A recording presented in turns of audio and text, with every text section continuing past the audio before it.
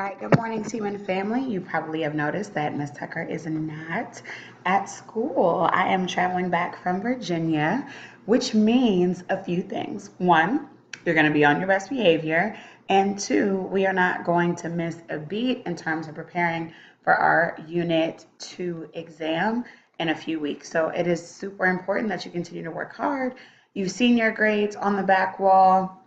I want to make sure that those students who have below a B in my class are moving up, and those students who are at an A or a B, we're trying to get you to that perfect score. So let's get started for today. You should have already watched the Home Sweet Habitat video and answered those questions in a complete sentence and learn more about why certain organisms fit into certain ecosystems. Now we're going to do a little bit more work with understanding habitats in different organisms. You notice a new nail color. Hey, how you doing? Let's start with a review. We're going to draw the three types of population graphs in the boxes below. You should remember these from our notes. We always want to draw our x-axis and y-axis first. Make sure you label both of those. And we know stability or equilibrium is going to look like this. There's very little fluctuation because the population is stable. Increase, draw your graph again. Label the x-axis and the y-axis.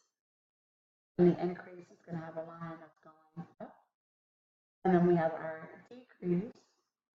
Again, x-axis, y-axis, and that's our line going down, showing that the population is decreasing. Now, we're going to go back through and just write down one fact or one event that would cause the populations to be in these three states. For stability or equilibrium, we know that the organism would have enough resources to keep the population balanced. In an increase, there may be more food, more space, and for a decrease, there may be an increase of predators. And that's killing off the population. Another possible outcome would be a disease is introduced into the ecosystem. A disease introduced to the ecosystem. Make sure your paper looks just like mine. Now it says write the formula for each graph below using births and deaths. So stability, equilibrium, we know that means births equals death. For increase, we know that births is greater than death, and decrease, deaths is greater than birth. Okay? Now what I want you to do is take the next 2 minutes on your own, silent and solo. Take a look at our graph here and use it to answer questions 1 through 4 on the right-hand side. Ready? Go. So letter A represents what event in the deer population is it increase, decrease, stability? Letter A, we're looking at this part of the line here. You see that the line is going upward. If I look at my graphs at the top, it looks most like this graph. So you know that the population there is in an increase. What was the original carrying capacity of the deer population? I look at where it says carrying capacity here. Draw this line over. It looks like it's just above 100, so we will say probably 220. So the original carrying capacity is, and we want to say approximately because it's not an exact figure, approximately 220 deer. Make sure you have your punctuation.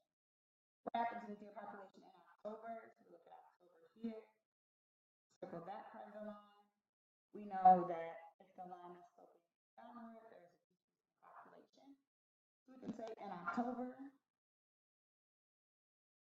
there was a large decrease in the deer population. So now it's asking what is the new carrying capacity. So we'll take a look at this line We'll extend it to help us see. So we have 100. This is probably about 10, 20, 30, 40, 50. Probably right between 130 and 140. So we'll say probably about 135. So the new carrying capacity is approximately 135 here. If you need to pause the video to get that down, go ahead and do that at this time. If not, go ahead and turn the page. Take a look at our blast from the past. What you're going to do is take a look at this image here or infographic and answer questions 1 and 2 in a complete sentence. When you're done with that, go ahead and read over the lines and rewrite the definitions for these 4 terms at the bottom. You have about 3 minutes to get this done. Ready? Go. Excellent. So if we're using this infographic to answer this question, it says, what is one factor that could add individuals and cause a population to grow? The words here say births and immigration add individuals to a population. And so when we say immigration here, we're meaning organisms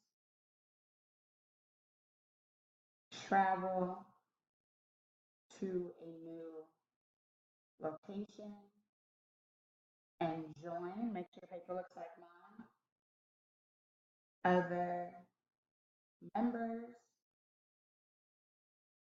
of their species. So this would be like if you had a lot of family that lived in Baton Rouge and all of a sudden you were like, you know what, I don't like New Orleans anymore. I'm going to move to Baton Rouge with the rest of my family. So you would immigrate to Baton Rouge with your family and join your family population or family species there. And that would add more members of your family or your population in that area. So to answer the question, we're going to say one factor that could add more individuals is immigration. Second question says, what is one factor that could remove individuals and cause the population to decline? If we take a look at the second part of the picture, it says death and immigration remove individuals from a population. So if we go back to our original example, if you are moving to Baton Rouge with your family, that would only mean that you're leaving behind New Orleans.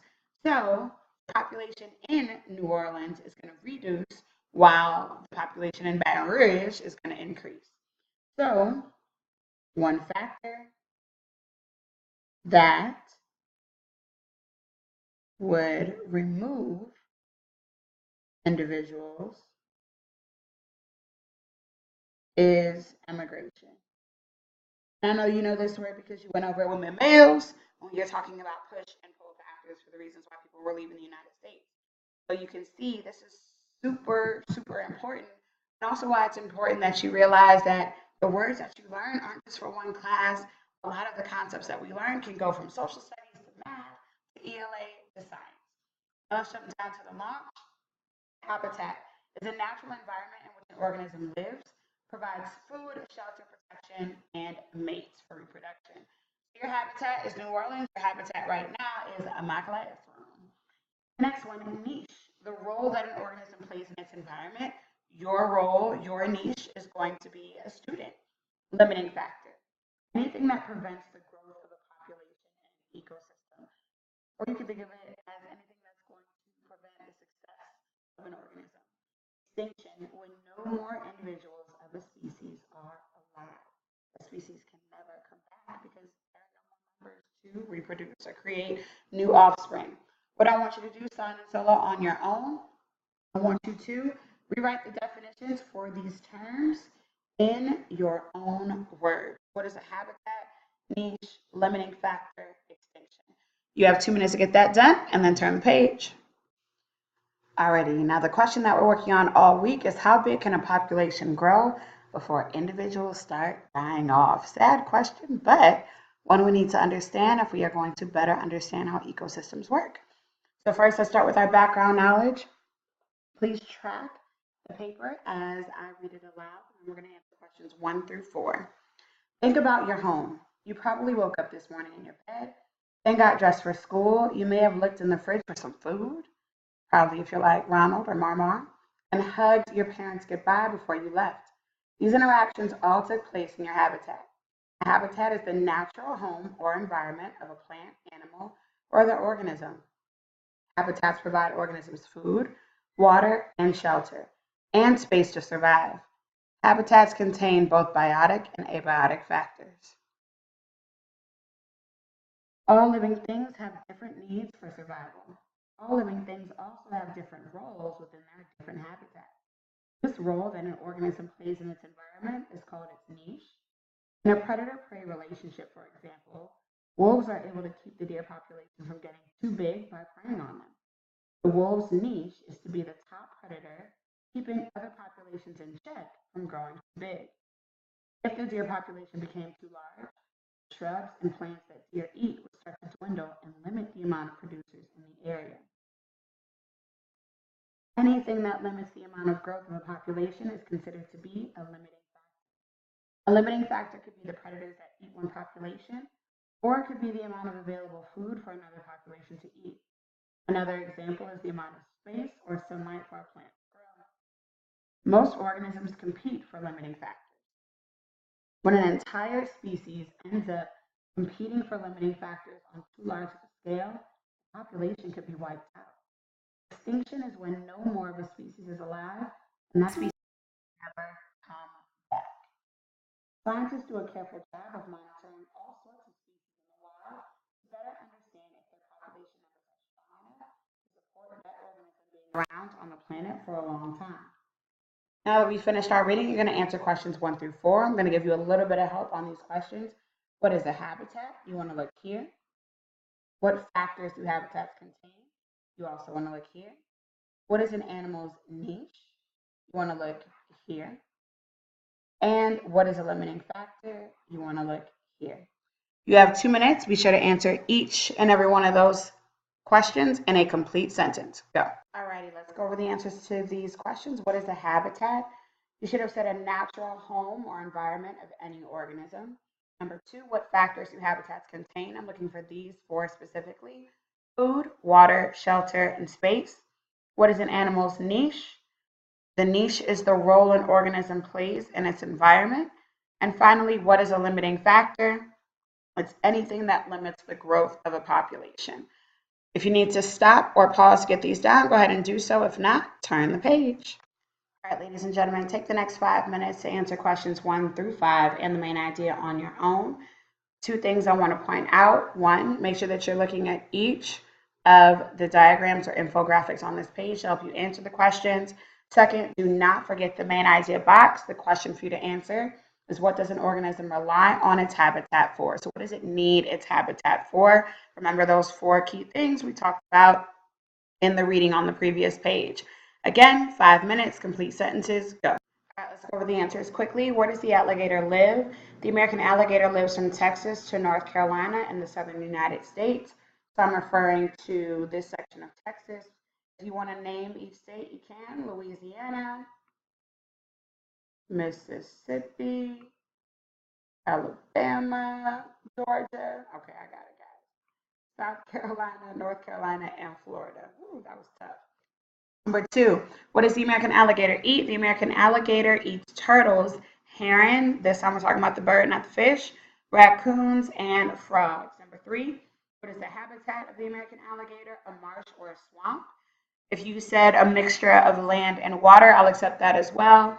I think the big thing with the marsh and swamp is that it's implied that they're very warm, humid temperatures in these habitats or in these ecosystems. Number 4, what are some things that an organism's habitat provides? Again, we want to name those same 4 things. It provides water, food, space, and shelter. What would happen to alligators if the wetlands of southern Louisiana were no longer there? If the wetlands were destroyed, it means that the organisms that live in these wetlands are no longer there. Those are the organisms that the alligator feeds on, which means that their food supply would be gone. It also means that they would not have any shelter or space to survive. Eventually, they're either going to move or they're going to die out, which is what I said here. At the bottom, our main idea question says, what does an organism rely on its habitat for? An organism relies on its habitat for food, shelter, space, and water. If you need to pause the video or rewind, go ahead and do that at this time to make sure you get all the answers down. If you already got it, go ahead and turn the page.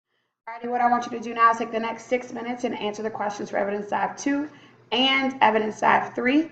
You're going to use the infographics in both or on both pages to answer questions 1 through 6 in the main idea for 2 and 1 through 4 in the main idea for evidence dive 3. Again, 6 minutes, silent and solo, go. All right, team, let's go over these answers here. So number 1, how many species of birds are pictured here? We have 3. 1, 2, 3.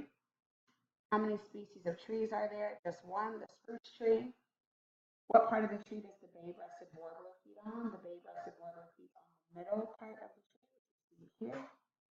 What part of the tree does the yellow-rumped warbler feed on? The yellow-rumped warbler feeds on the lower or base part of the tree, which we see here. What part of the tree does the Cape May warbler feed on? The Cape May warbler feeds at the tip of the branches near the top. Why is it important that all 3 birds feed on different parts of the tree? What would happen if they all tried to eat from the same part of the tree? If all 3 birds fed on the same part of the tree, that one section would be destroyed and there would not be enough food. So if you think about it, if all of the birds were eating at this section, they would continue to destroy this part of the tree, which may mean that the top of the tree might collapse or the tree couldn't continue to grow. It also means that there's actually not enough of this section of the tree for each of these birds to eat on and be fulfilled. So either some of the birds are going to die out or they're going to have to move to find another spruce tree. Main idea question: what is an organism's niche? An organism's niche is a specific role within a habitat or ecosystem. When an organism fulfills its niche, it ensures balance within a habitat. So when we say balance, we mean each of these birds eats a different section of the tree, and therefore one part of the tree doesn't get overeaten, and it also helps with pruning and making sure that the tree doesn't grow too large. Let's take a look at evidence dive 3. It says, what is labeled on the x-axis of this graph? We have light intensity. What is labeled on the y-axis of this graph? The rate of photosynthesis. What is happening to the plant population while light is a limiting factor? The plant population is increasing. We can see that because this line is going up. Why is light a limiting factor on plant growth?